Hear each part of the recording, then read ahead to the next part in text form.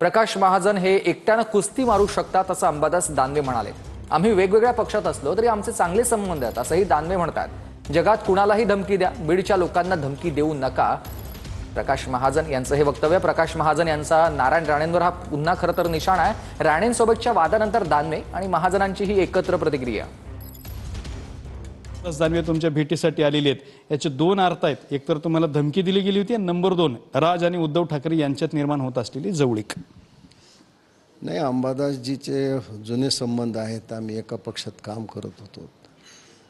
कधी मला महानगरपालिकेत काही अडचण असली तर मी त्यांच्याकडे जात असे। अधूनमधून त्यांच्या वाढदिवसाला त्यांचं फोन करणे वगैरे संबंध आहेत।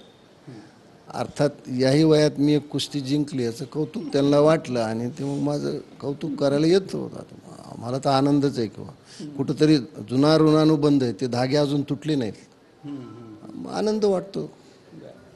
कुस्ती जिंकलात तुम्ही? तुम्हाला काय वाटतं? नाही, तुमच्याच शब्दात सांगा। हो ना, आता त्यांनी मान्यच केलं ना की आता प्रकाश महाजन सांगा मी तिथे येतो।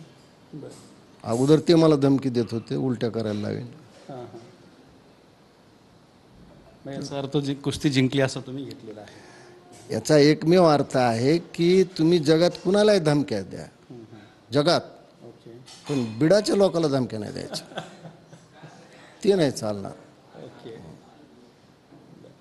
दुसरा, या भेटीचा असाही अर्थ घेता येईल का की उद्धव ठाकरे आणि राज ठाकरे हे एकत्र येण्याबद्दलची राज्यात चर्चा सुरू झाली आणि त्याच पार्श्वभूमीवर ह्या भेटीकडे कसं बघता? हे पहा, मी सैनिक आहे, मान्य अंबादासजी सुद्धा सैनिक आहेत। आमचं काम आहे सेनापती जे सांगेल ते ऐकायचं।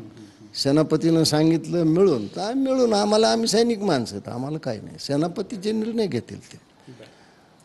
तुमच्या दोघांमधला मैत्रीचा धागा कायम आहे? कायम राहील, त्याचं काही होणार नाही, कायम आहे। मग ही त्यांची भेट तुमच्यासाठी सहानुभूती देणारी, तुम्हाला आधार देणारी ठरेल? खूप मोठा, म्हणजे मला वाटतं की ही पहिली व्यक्ती आहे संवेदनशील की ज्यांनी येऊन माझी चौकशी केली। ही संवेदनशीलता त्यांची कायम आहे। ते कुठल्या पदावर त्याला महत्त्व नाही। ते अंबादास दानवे आहेत आणि त्यांच्या मनात संवेदना आहे आणि जुने ऋणानुबंध ते माझ्या चौकशीला आले, याचा मला खूप आनंद वाटला। कधी नव्हतं कुणीतरी आपली चौकशी केली, याचा आनंद वाटतोच माणसाला। पण ही तुम्हाला मिळत असलेली सहानुभूती किंवा तुमच्याबद्दल केली जात असलेली चौकशी ही एक नारायण राणेसाठी सुद्धा एक सूचक इशारा असू शकतो। बरोबर आहे, नारायण राणेचे पीडित काही बरेच लोक आहेत ना। मी जसं काल सांगितलं, आमचं काहीतरी हे असलं तर माननीय उद्धवजीविषयी नितेश राणे बोलतात ते मला नाही आवडत। मी तर काल हे सांगितलं, तुमच्या बापाच्या वयाचे आहेत ते, तुम्ही ज्या पद्धतीने बोलतात हे आम्हाला नाही आवडणारी गोष्ट। पक्षाचा काय संबंध आहे? ते सन्माननीय नेते आहेत महाराष्ट्र, आणि सगळ्यात मोठी गोष्ट आमच्या आराध्य दैवत बाळासाहेबांची ते चिरंजीव आहेत। तुम्ही कसं बोलू शकता असं? आम्ही कधी बोलत नाही, आम्ही टीका करतो पण आम्ही मर्यादा सोडत नाही। आणि कुणाला काय, जगाला सुद्धा आवडलं नाही, मलाही आवडलं नाही, आणि नेमकं त्यांनी माझ्या शेपटीवर पाय द्यायचा प्रयत्न केला।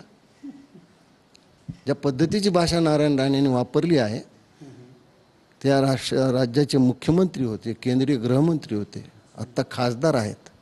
ह्या अशा गोष्टीमुळं आणि मराठीत लिहून देऊन सुद्धा इंग्रजी वाचता न आल्यामुळं आपल्याला मंत्रिपद मिळालं नाही नारायण राणे साहेब, हेही लक्षात ठेवायला पाहिजे। तर अशी पुन्हा एकदा बोचरी टीका प्रकाश महाजन नारायण राणे यांच्यावरती करतच आहेत। आपल्यासोबत राज्याचे विरोधी